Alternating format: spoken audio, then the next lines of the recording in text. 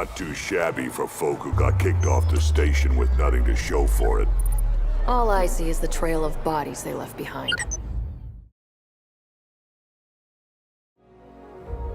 Hi, I'm Mac Walters, creative director on the Mass Effect franchise, and we're going to take a deeper look into our gameplay reveal trailer. And I'm Mike Gamble, producer on the Mass Effect franchise.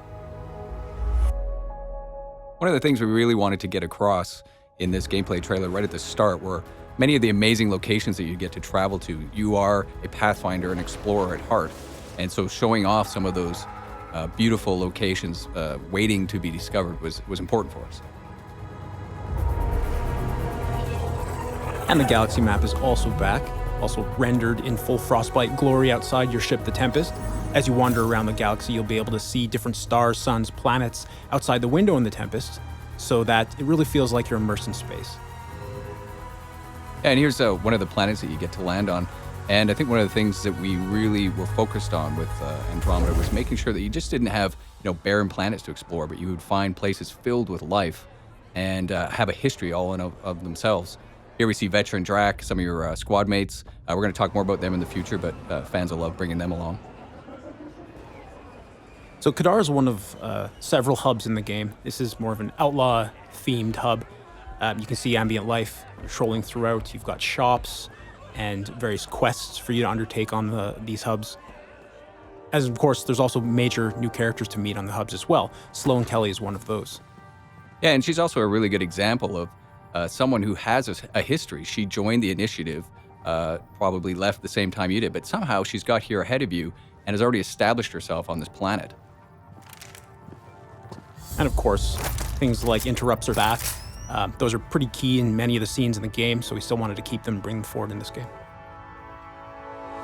Oh, and here we get to see the Nomad, brand new. This is a key part of your tool set as a Pathfinder. It's going to help you get around these planets. It's a lot of fun to drive.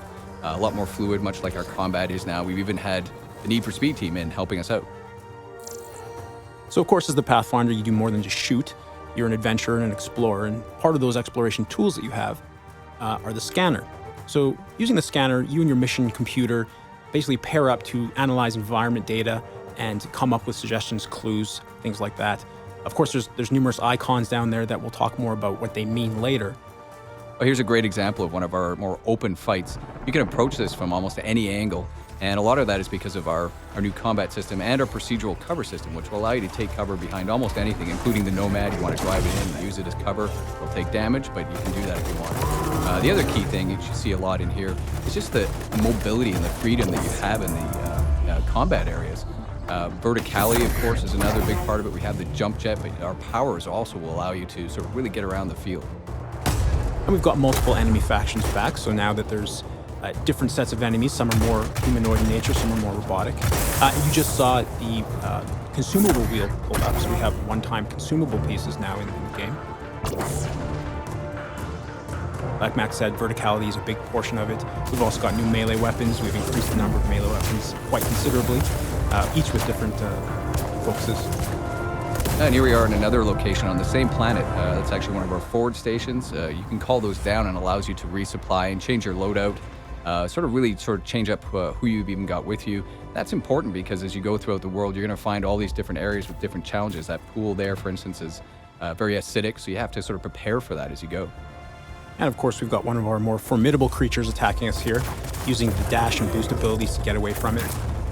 You can have your squad members attack those creatures or move to different areas. You can see them kind of running around and doing various different things. And this profile we've got here is the engineer profile. So there's numerous engineer-based powers that we've got to battle this creature. Oh, this is a great segment showing off many of our powers and weapons. For those people paying attention, of course, they'll see some that are familiar to the franchise, but there's a lot of new ones as well. And of course, all of those weapons and powers are upgradable, so as you progress throughout the game, you upgrade them as you want to.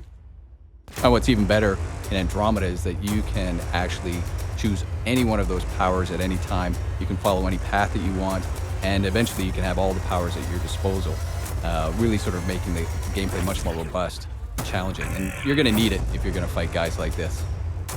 And we'll have much more information on all of these things on IGN in January.